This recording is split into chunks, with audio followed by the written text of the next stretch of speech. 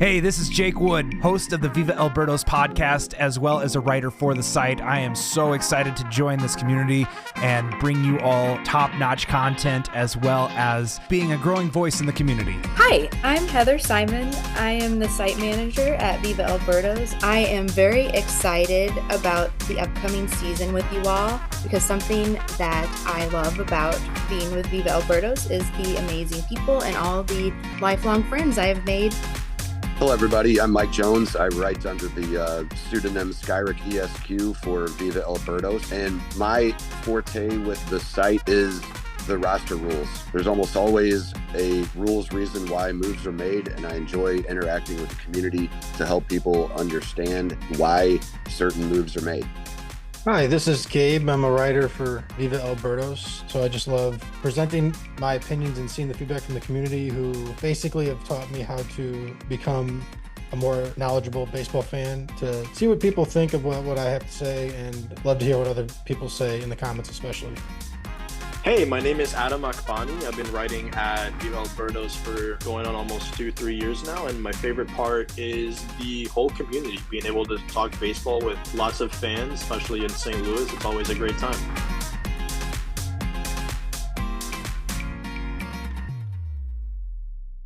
Welcome into another episode of the Viva Albertos podcast. Today we are doing our writer roundtable. With us is site manager Heather Simon. Heather, how are you doing this fine evening? Hello, I'm good. How are you? I'm doing peachy. Also with us we have writer Gabe Simmons. Gabe, how are you doing this fine evening? I'm doing pretty good. I was drinking most of the day, but I completely sober, believe it or not. There's nothing wrong with day drinking, and I'm sure that all of our listeners will agree with that.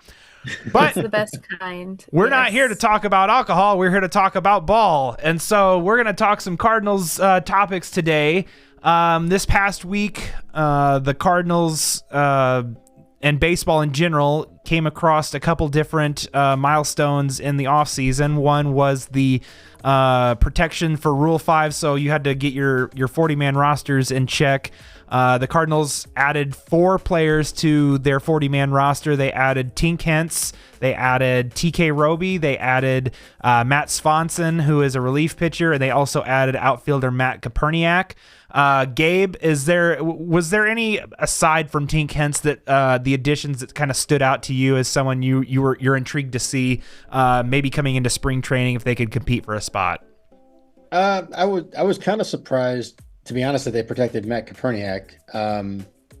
I guess it's not a surprise when you look at the outfield depth in AAA specifically, but he's also left-handed, and a lot of the guys are left-handed who are in AAA.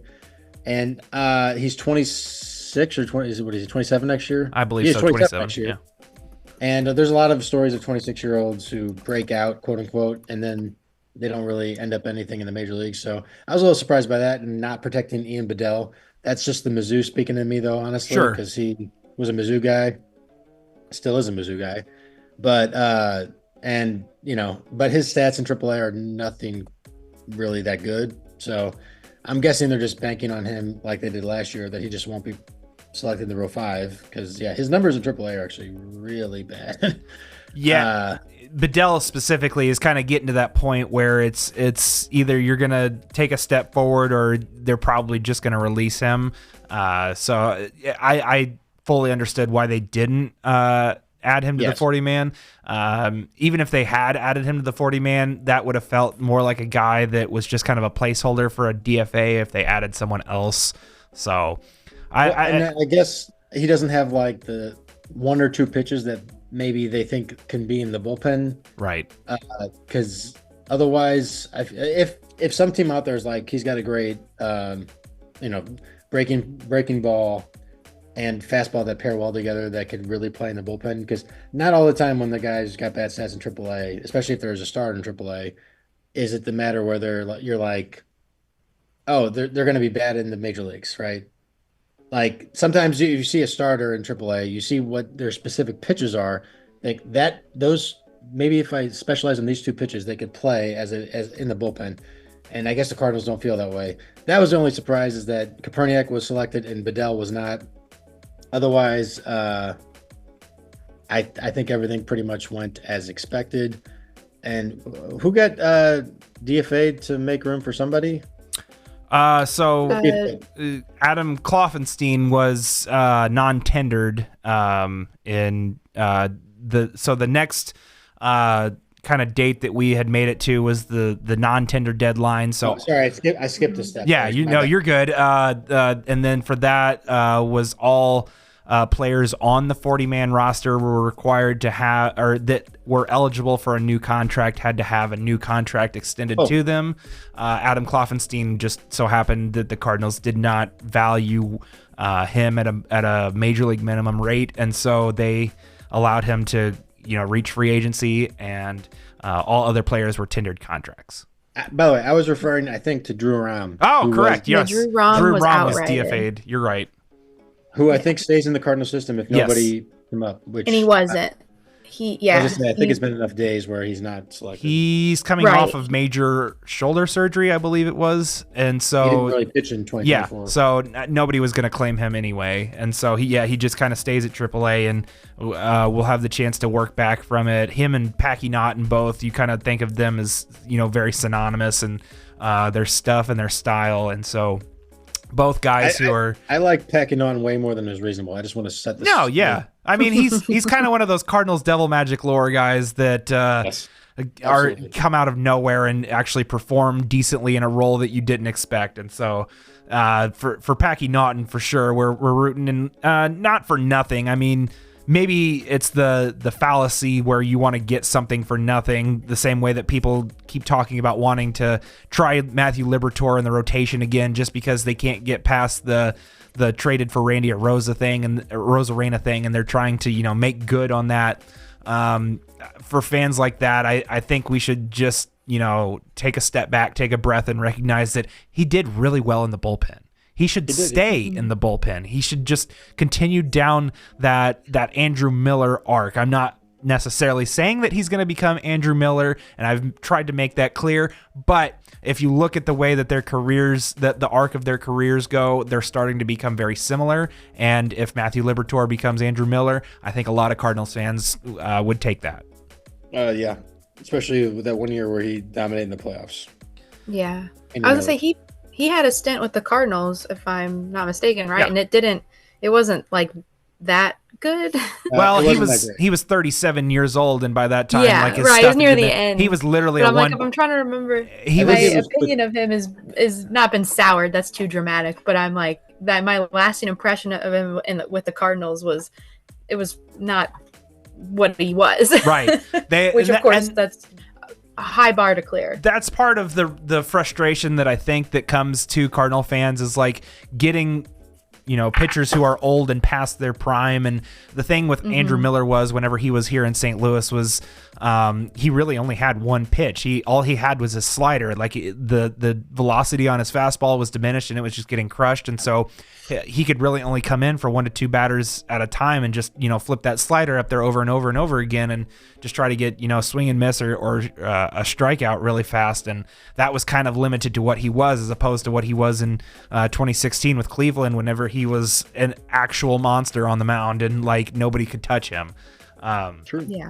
But yeah, it's the same kind of song and dance, old aging, pitchers. You talk about Andrew Miller and Brett Cecil and Greg Holland and all of these guys of recent ilk that the Cardinals got way past their prime that they should not have been, spending any money on. I will say that like Brett Cecil at the time made sense, but the fact that the Cardinals paid for like his only one good year going into free agency, it kind of screamed desperation. And so that one ultimately just didn't work out because, I'm not going to sit here and lie and say that, I saw it coming or anything like that. I thought it was a good signing at the time, but, given the benefit of hindsight, you should have looked at that and said, we're not sure that's going to work out. So yeah, we managed to cross the non-tender deadline as well, and Adam Kloffenstein was the only player non-tendered by the Cardinals. There were some other players of interest that happened to be non-tendered from other teams, though, and part part of my story that will run on Tuesday features some of those names. If you guys would like to discuss, I'll give you my list of names, and then you guys, if you want to pick out somebody interesting from that group, feel free to kind of latch onto that and talk about them for a little bit. So I released, or on Tuesday, I'll release a list of 10 names for not only Rule 5 editions of interest, but also of non-tender players who are non-tendered. 10 players that would be of interest, that I think would be interesting for the Cardinals to look into. For the non-tender editions, because most of our listeners will probably know them better than the 15th to 28th best prospect in, X team's prospect list, they probably won't know that as well. So for my list, I had starting pitcher Griffin Canning, starting pitcher Huascar Inoa, starting pitcher Cal Quantrill, starting pitcher Patrick Sandoval, relief pitcher Kyle Finnegan, relief pitcher Jordan Romano, utility infielder John Birdie, utility infielder Connor Joe, and outfielders Austin Hayes and Brian De La Cruz. Is there any names, Gabe or Heather, that kind of stick out to you that might be of interest to you? I guess I'll start. Of that list, hold on, let me check one stat here. I'm just curious.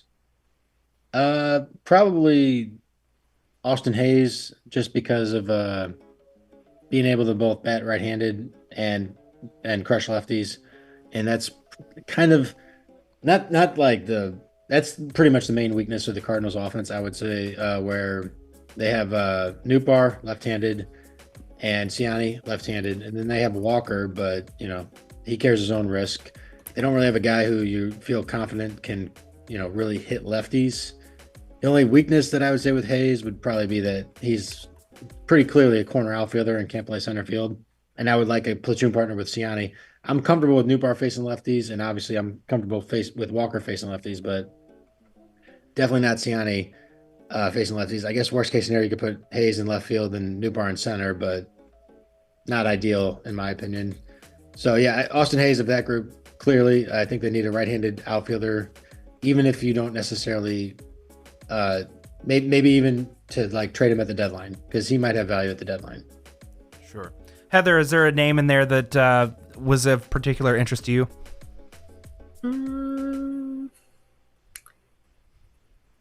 I'm not sure. The name I recognized, immediately was Connor Joe, but I don't think that's a player. I don't know. It would be nice to have a righty, I suppose.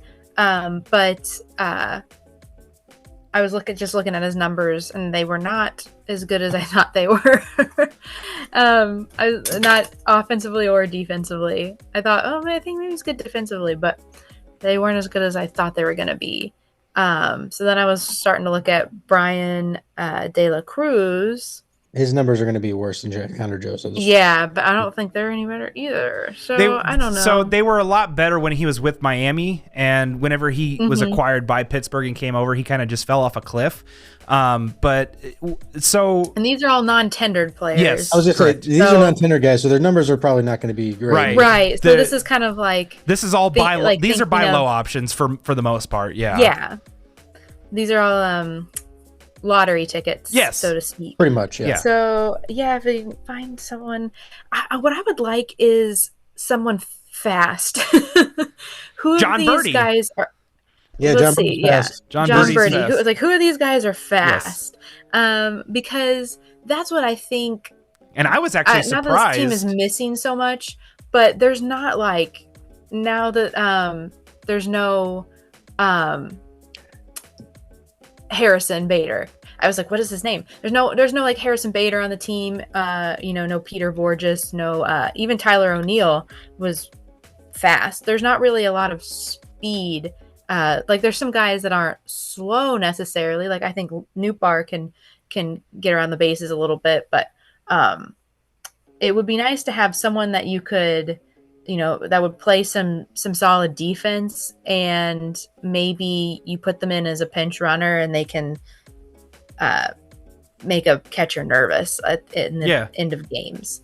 if we're, with this like sort of niche of players, like you're not going to probably find someone that's going to be an MVP, but like where you can get those like those on the fringe where you can pick up some wins on the fringes there. I think like something like that where they have like a very specific skill set where everything else might not be as well rounded as you'd want, but you can get like a speedster that can steal bases and make games interesting near the end. I think that would be nice.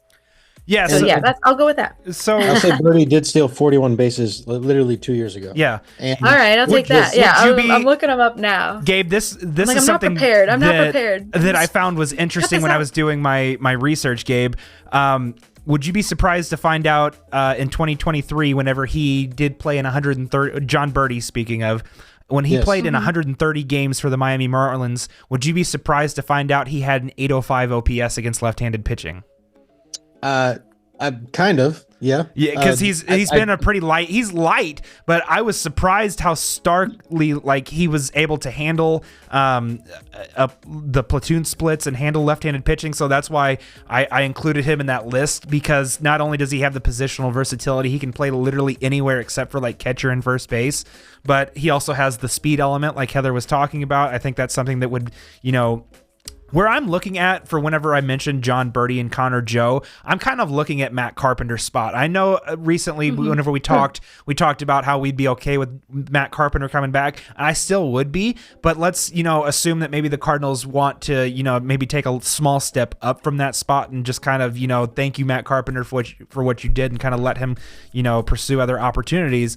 That would be a really good spot, like his spot on the bench, to be able to play just literally anywhere. And, that also could be a little bit contingent upon whether or not the Cardinals do, in fact, decide to go ahead and trade Nolan Arenado, because then I think the idea would be to have Brendan Donovan playing third base every day, and you would probably want to replace some of that versatility on the bench to kind of be able to sub in and out. And the fact that he's right-handed, like you mentioned, you can sub him late in center field for Michael Ciani. The thing about Birdie's numbers in 2024 was he just didn't play very much, right? Being in New York. Was he injured? Because he didn't really play at all. I don't know. I didn't, research enough. He didn't even play in the minors. It looked like, that's what I'm saying. I think he literally just sat on the bench. He only played in like 25 games this year, but he played in 39 combined games. Yeah. In the minors and the majors. So that's got to be some kind of injury. Either that, or they like I said, whenever he's competing for,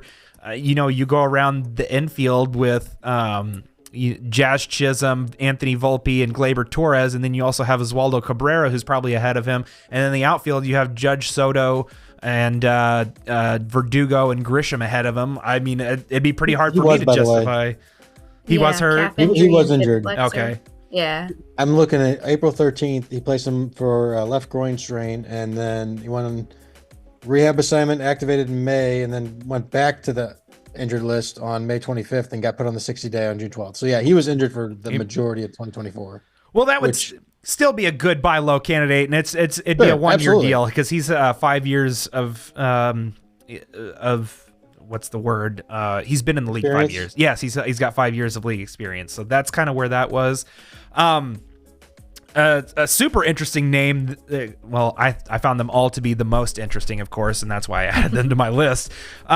Griffin Canning, I'll just kind of go down the list. Griffin Canning, his results weren't all that interesting. Pitching for the Angels, nobody really did that well. But I kind of attributed that to just being poor team performance. He's not an overwhelming guy, probably like a 4 or 5 starter, but can give you innings. He pitched, I believe it was 179 and a third innings this past season. And so if you're looking for some young, cheap innings to kind of fill out the back end of the rotation, he could make some sense.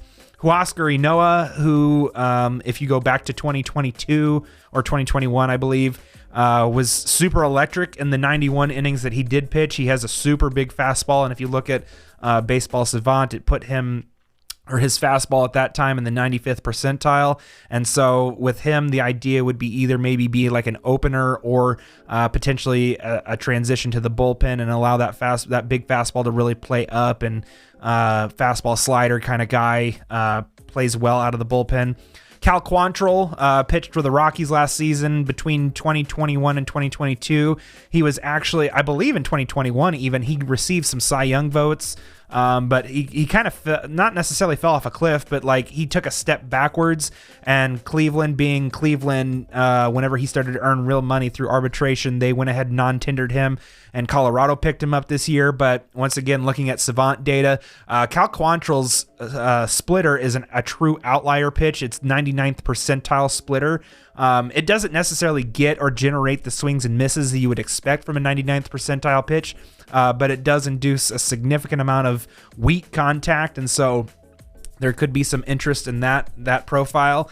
Patrick Sandoval, of all the starters, would be the most interesting because his FIP was like a 3.86 this past season, and for a bad Angels team, I believe he's also coming off of an injury, and so that would be part of the equation, but he has kind of that mid-rotation upside to him, so would be worth a flyer, and I also believe he would come with 2 years of control. Would.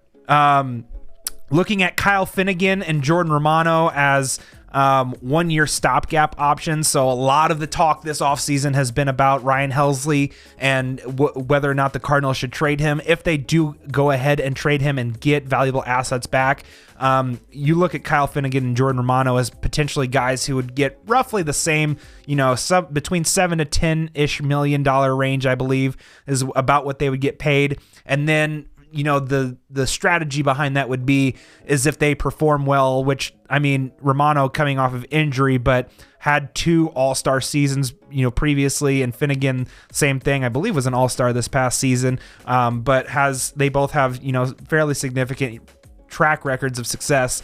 Plug them into your closer spot and then look to flip them at the deadline and, so to speak, double dip on maximizing on relievers. John Birdie, like I had mentioned, Connor Joe, same thing. Even though Connor Joe's a little bit differently, he's more first base, corner, outfield. Right-handed batter, can kind of, just be a really solid bench option to kind of help flip that platoon split. And then Brian De La Cruz, I think, is a really interesting guy, even though he doesn't walk at all. He had like a 4.7 walk percentage in 2024, and so that probably attributed to some of his struggles after he left Miami and came to Pittsburgh. Is his on base and his walking ability just is not there. Perhaps I'm not gonna. The way that it would work if the Cardinals brought in Brian De La Cruz would be if they decided that Victor Scott was going to start in AAA, and then they moved Nootbaar to center field, and then you make Brian De La Cruz your everyday left fielder. That would be the way that you would probably sell him on that. But Brian De La Cruz also has 3 years of control, so he has all of his arbitration years remaining, and probably will look for somewhere that can guarantee him an everyday starting spot. I don't necessarily think that's exactly open in the Cardinals' eyes. And then, like you had mentioned, Gabe, that's my favorite. Austin Hayes, I believe, is a true opportunity for the Cardinals, and I believe they should pounce on it. He had a 941 OPS against left-handed pitching last season, and when you think about all the guys that he would be, he would be able to, you said he's not that great in center field. I would liken him to a Lars Nootbaar, where you don't ideally want him in center field, but you could get by with him in center field if they were to do that. But yes, the idea again would be start Austin Hayes in place of the left-handed hitters, so like a balance to an Alec Burleson or a Lars Nootbaar or a Michael Ciani or a Brendan Donovan. You just go down the list of all these lefties they have in their lineup, and just a little bit more balance would be great. And so having Austin Hayes, who does punish lefties, and that was one of the areas of struggle for the Cardinals in 2024, would make a lot of sense at a really reasonable rate, in my opinion. I do like the idea of getting Noah, actually, because moving to the bullpen specifically. Because, like you said, his fastball could really play up in the bullpen. And I don't know that we should get another starter because of the situation the Cardinals are in, where they've got right now I think 5 or 6 starters, if you include McGreevy and Matz. And then in addition to that, they got 3 or 4 guys who you might want to get when a spot opens up to get a chance. But I like a Noah for the bullpen specifically because maybe his stuff will play up in the bullpen, and it probably costs league minimum as far as salary. Sure. And the thing is, with all the starters, it's like opportunity cost, right? You're looking at what you could possibly get rather than like. So I'm also of the mindset that I believe they will still trade one, if not two starters out of the rotation. I'm not entirely sure what they're going to do with Eric Fetty. I believe that Steven Matz is an ideal trade candidate, and I believe that he will get traded this offseason. So, and then one of your younger guys will probably step into that. But for the idea of opportunity cost, I believe that the Cardinals could potentially convince themselves for a cheap option to kind of plug into that rotation. And then who knows, if they do get off to a hot start, into June and July, maybe the Cardinals could look to flip them for more assets. That's kind of the idea here.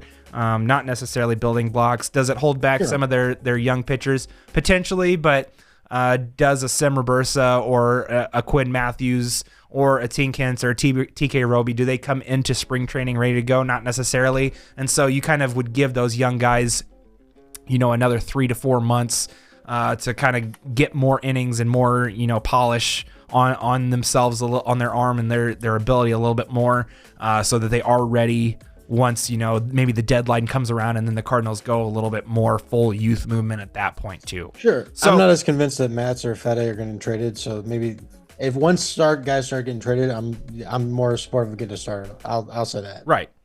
But I'm not super convinced that Matz is going to get traded in the offseason. I should specify. Deadline? Sure. Maybe. Well, I think his $11 million is easy to move. I don't think the Cardinals are looking necessarily, are like at a point where they have to move off money anymore. I was just talking about on Twitter before we hopped on here. I know that I read somewhere, and everyone has to forgive me because of dad brain. I believe it might have been Derek Gould, but I don't remember for a fact that's where it was. But the Cardinals, because of the money they saved, moving on from their pending free agents, so Goldschmidt, Lynn, Gibson, all those guys, they're now at a place where they can, like financially, where they can walk into 2025 and operate just fine. So they've moved off of the money that they necessarily need to. Now, there's still, like I mentioned, Steven Matz's name is kind of floating out there. A Nolan Arenado's name is floating out there. A Ryan Helsley name is floating out there. That would create a little bit more extra room in the budget. Not necessarily the Cardinals are in a need to axe that money, or that they're, that's their primary motivation. I believe at this point their primary motivation is acquiring assets for the future assets to build up this kind of reset. But for me, I guess you never want to stop adding assets in this scenario, or at least in any scenario, because even if you're down, you want to add more pieces to grow what you've got. And so the idea again is just opportunity cost and what they could become if they take a turn with you. You can sell high on them and get more assets in return, and that's just kind of the name of the game. So I don't know. Did the Cardinals have any candidates that could have been Gold Glove winners, or that maybe got overlooked or snubbed because the team wasn't very good? Or Michael Ciani, but it's not because the team was bad; it's because his bad is bad. Yeah, which is a really interesting proposition. Well, here goes my voice again. It's a really interesting. I feel like this is all just going to be winding Jake up and having him talk the whole time. That's what we try to do. That's my whole goal. Oh no! I'm not saying he should have won. By the way, I don't know if they should have won because there's some good candidates. He should have been a contender though. He should have been one of the top 3. Right, because the Cardinals were shut out for a Gold Glove for the second year in a row, and we're used to kind of seeing at least one person. Well, because we had Yadier Molina on the team for I don't even know how long. 20 years. So, and then before him, there's, the Ozzie Smiths, Albert Pujols won a ton of Gold Gloves. We're used to having at least one player that, even in a down season, would take home the Gold Glove, even if maybe they didn't deserve it necessarily. But on pedigree alone, they kind of got grandfathered into the Gold Glove, or win it by default, kind of. So, so it's kind of unusual. I don't know, it hurts my feelings a little bit Yeah. that that 2 years in a row they haven't had someone win one. And coming off, I can't remember what year that was, where they had like 5 players win them. It was like that was a couple years ago, yeah. team. 2021. When was that? Yeah, it wasn't that long ago, right? Mhm. So seems kind of strange than back-to-back years they haven't had any. So They did were there any have players. 3 finalists this year, I believe. It was Wayne Donovan and Arenado. Uh-huh. Okay. Yeah, so Wynn was a finalist at shortstop, Arenado was a finalist at third base, and then Donovan was the finalist in the utility, and Ezekiel Tovar won it at short, Matt Chapman won it at third, and then Jared Triolo won it as the utility infielder or utility player. So, yeah, the Cardinals they were represented on the stage or on what's the thing called? The podium. The podium. They were represented on the podium, but nobody took home the gold. Everyone finished second or third. So good for Jared Triolio, who's not going to be in the major leagues in 2 years.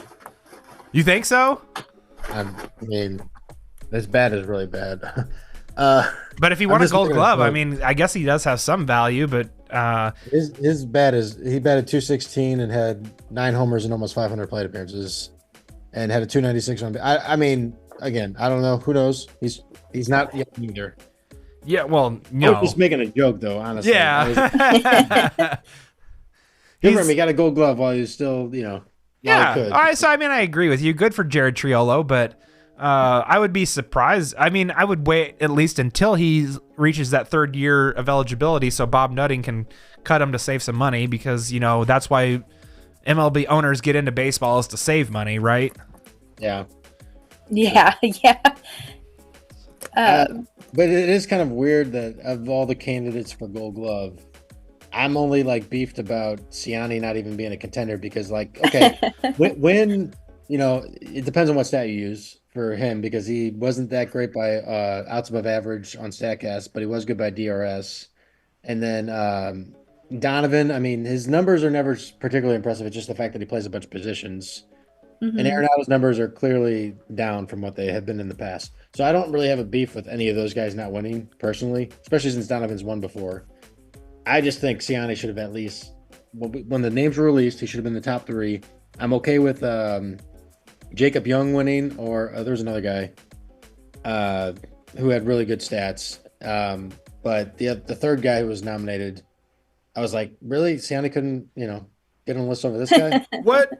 Okay, so did you ever find out for sure, because I don't remember if it was Jeff Jones or who it was that said I thought I said he qualified. That said he fell 3 innings short of qualifying. And so I thought they later said he qualified. Honestly. I can't remember. I don't know if you saw or not whether or not that was clarified. I know what you're talking about. I thought they later said he did qualify. They announced that he qualified. I could have sworn that's what they said. I don't know, but that was the only reason I could have conceivably seen why he wouldn't have been at least a finalist, like you're saying. And offense. Well, no, I understand what you're saying, but I don't really remember, to be honest, to be fair, I don't remember Jacob Young, his offensive profile really carrying the Nationals either. And so I guess I view them both as similar players, but that's the only thing that makes any sense to me is that he would have fallen short of innings for qualifying. But if that's not the case, then it really doesn't make much sense to me. I will say, I'm seeing here he fell 2 innings short of qualifying, but then I click the link to the actual article that says that because I'm looking at Ask Copilot, and then it's a 404 page not found, so I can't confirm. I can't confirm it. So I'll say this: when I say offense, I mostly mean Ciani's offense was really bad, whereas some of the other contenders were just merely whatever. And my beef is that he didn't get nominated over Blake Perkins of Brewers. Perkins is just kind of good more than great to me. That's anyway. That's the guy I was thinking about. I was like, why did he not get over Blake Perkins? Because Jacob Young and Brenton Doyle of the Colorado Rockies. I'm like, fair enough. Yeah, very fair. Yeah, his 2 innings. Those guys Jeff Jones tweeted it. 2 innings short of the cutoff. See, that's what I thought. Somebody said actually he qualified.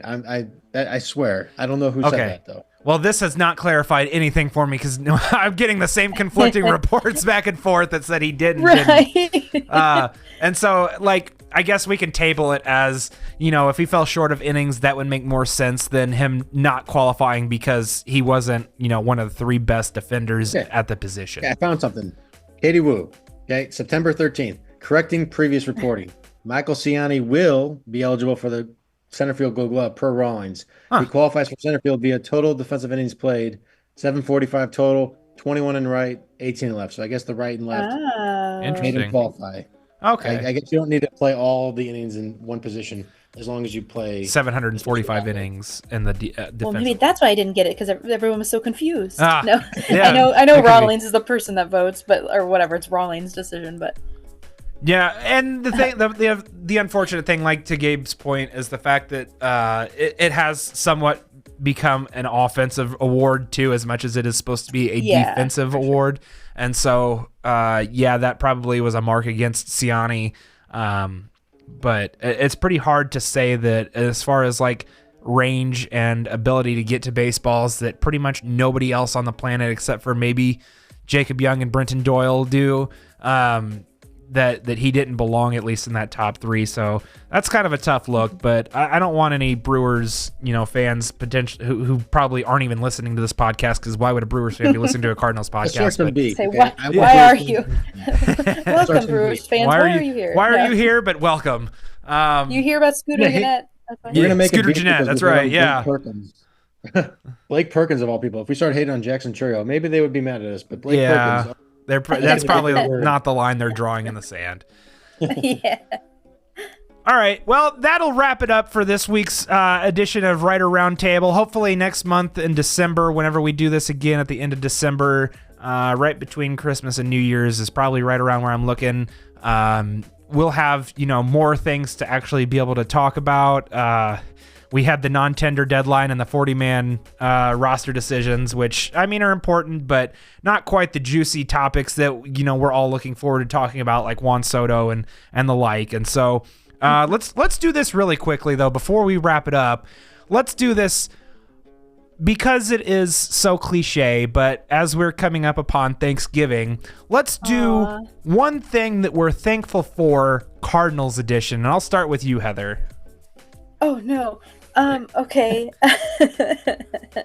I'm thankful for Viva Alberto's and and all the people that read and comment and way to take the cop-out answer, Heather. Yeah. Jeez. I'm so sorry. I do mean it, but let me think if I can think of an actual Cardinals one. But I really am thankful for all the people that continue to support the site through all the years. It's coming up. It just dawned on me a few weeks ago that we're coming up on, in 2025, the 20-year anniversary of the site. So that's very exciting. And I think I'm coming up on over, 11 years writing here of those 20, which seems wild. Maybe not right. Yeah. 11 years writing.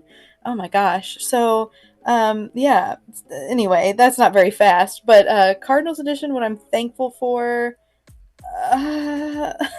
someone else go. Go ahead, I like Gabe. baseball. I'm thankful for baseball overall. All right. I'll give you that. To be determined. I'm thankful for the Cardinals. I guess all the pleasant memories they've given me with my friends and family throughout the years, and even though like the last few seasons have not been the most enjoyable to watch, and life gets in the way, and after the pandemic and stuff, you kind of like reevaluate your priorities and things that are important to you, and all that fun stuff. So I don't know, baseball's just kind of there. It's like steady and constant and enjoyable, and I appreciate all the things it's done for me in my life outside of just being a sport. So all that great stuff. Nope, far too sentimental. Gabe, go ahead. Yeah, I'm so sorry. I mean, I'm thankful to watch people hit ball far. Hit ball far. Good. Yay. Go sports. I guess I'm thankful that, like, for pretty much my entire rooting interest as a fan, I can always, at the beginning of the year, look at the team and be like, I think they might make the playoffs. Yeah. I'm putting on my rose-colored glasses here, There you go. but like Gotta dust you can those bad look at boys the team and be off. like, what? Like there's certain teams that you go into the season, you're like, we're not making the playoffs. I don't think I've ever thought that about the Cardinals, where I'm like, you know what? If maybe I might have to think if this guy has to like kind of break out, which maybe I'll think like, oh, Jordan Walker has to kind of break out this year for us to make the playoffs. Yeah. I still think we have a pretty good chance of making the playoffs if like one thing goes right or two things go right. And I don't think many fans can say that literally every year they've ever been a fan. That I have been able to think that every year I've been a fan. That I was a Rams fan for so long. So Oh, me too. And that was brutal. Yes, Rams fan, you never thought that. Right, you never thought. You're like, well, maybe they'll win like 5 games this year. Yes. You know, We drafted Jason Smith first overall. That's gonna go well. No. Yeah. Oh man, Tavon Austin. Thompson. What is Tavon Austin? Austin Oh. Thompson is someone I went to high school with. Shout out Austin Shout Thompson. out to them. But Tavon yeah. Austin, like that's going to be the difference maker, I think. Yeah. So going from that, I get you, Gabe. Yeah, we had Anyway. no offensive line, but here's a gadget receiver for Jeff Fisher who only knows how to run the football. Let's spend That $30 made a lot of million sense on a too. rookie QB with Yeah. no offensive line to protect him. Yeah. Hey, Then blame they him. got it right just before they left with Todd Gurley and Aaron Donald. That's So funny. that's That's because they started trying. Yeah, it was. But I was thankful for the fact that I got to go to the last Rams home game ever. So I got to see them beat up I on was the at that Bucks. too. Yeah, were you I the was at ketchup that and too. mustard game? That was fun. Yeah. That was the Color Rush when they debuted the Color Rush season, and that was I the, was the at Rams the went ketchup and mustard game. all yellow, and the Bucks were all. Which the Bucks one was actually kind of fresh. I won't even lie, but the all yellow Rams looked terrible. It was brutal. It was like, we don't even care anymore. It's We're like, not yep, trying. This is how I want Yeah. to send them off. This Exactly. is about right. You want to have Yep. the same taste in your mouth watching Rams football as you think like And it makes you think of and it's mustard. mustard. Yeah, exactly. The taste is mustard. Yes. For all you mustard lovers out there, we don't mean to like throw you under I'm the gonna bus, cry. but I'm laughing so hard. it was not an enjoyable experience, and I want my money back, Stan Kroenke. So, for me, What are you thankful what for? I'm thankful for, Cardinals related, would have to be the fact that we finally get the chance to see the kids play next year. And the Cardinals have chosen a lane and made it and are going in a direction. I'm thankful that we don't have to go back and forth anymore with straddling the line between mediocre and kind of good, and potentially first round exit in the playoffs is kind of the best case scenario. I'm glad that we're taking the step back, and I'm thankful that we've decided on a direction and are doing something with the long term in mind. And I've never been a proponent for tanking or like fully taking the scale, like, tearing it down to the studs. Never been a proponent of that. But the idea of taking a step back and thinking of yourself as a slingshot, you pull it back so that way you can launch yourself forward. That's kind of the way that I hope the Cardinals are viewing this offseason and this upcoming season, is that we're finally at that point where we realize that it's important to take us one step forward so we can take 2 to 3, or one step back so we can take 2 to 3 steps forward going forward. And so, is there a little bit of optimism in my thankfulness? Absolutely. Is it going to work out the way we hope so? I don't know, but I'm filled with even more optimism than I would have been if the Cardinals had simply just retained all of their, aging veterans and decided to run it back one more year until Chaim Bloom took over. That would have drove me absolutely insane, and I feel like most Cardinal fans would tend to agree with that sentiment. And so I'm thankful for direction. I am thankful that the Cardinals are going to let the kids play, and we're going to get to see a new era of Cardinals baseball coming up in 2025. And the cool thing about what they're doing though is that not only are they doing that, you could still like look at the team and be like, oh, they're probably going to be mediocre. yeah, Like it's not like we're going to watch a bad product. at worst, at worst they could fall off a cliff and be the White Sox, but I don't see that happening. Yes. I think in like the probability would be that they wind up being about as good as this year's team. Yes. Finishing in that 80 to 84 range is about, like, if they make no other moves and this is the team that they go into the season with, they're probably between 80 and 84 wins. And that floor is just kind of built to be there.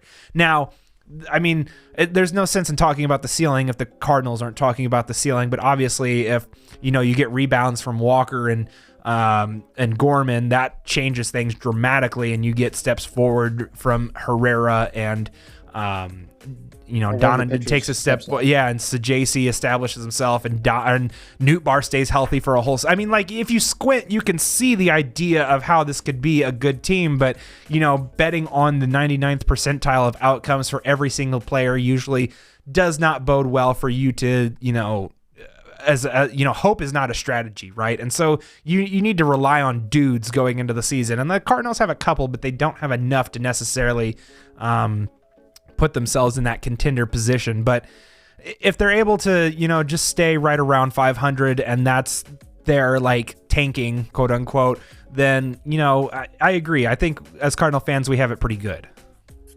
Mm-hmm. Yep. Well, that'll do it for this edition of the Viva El Birdos podcast. Make sure to check us out. We're going to take a break next week because it's our fifth weekend, or it'll be our fifth week of November, and my voice is tired, so we're going to take a break next week. But December 7th, we will be back with Fansided's Deal in the Cards host Josh Jacobs. So make sure you're looking out and ready for that. We're going to bring you lots more Cardinals content as we will get you ready for the winter meetings, that whenever that episode posts, that it will be on the Monday morning of the winter meeting starting, and hopefully we'll have Juan Soto resolution at that point. Hopefully, we'll start to see all the big players around the league sign, and maybe even a Cardinals trade or two we'll be able to talk about at that point. But for now, for Gabe Simmons and for Heather Simon, my name is Jake. Have a great night. Have a great day. Whenever you're listening to this podcast, make sure you go and rate and review our show, because that does help us out. Thank you so much, everybody, for joining us, and we'll talk to you next time. Thank you guys so much for listening to this episode of the Viva El Birdos podcast. Make sure you go over to X and follow us at Viva El Birdos.